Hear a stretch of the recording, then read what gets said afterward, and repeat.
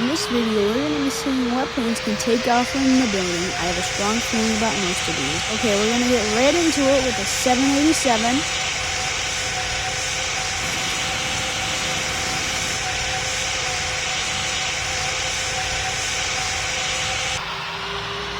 Next, we're moving into a 777. I feel kind of confident about this one.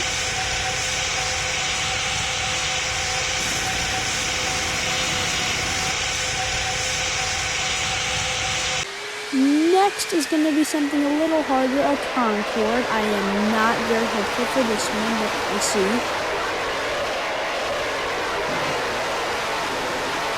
Finally, we have the Boeing 747, the queen of the skies. This one should make it.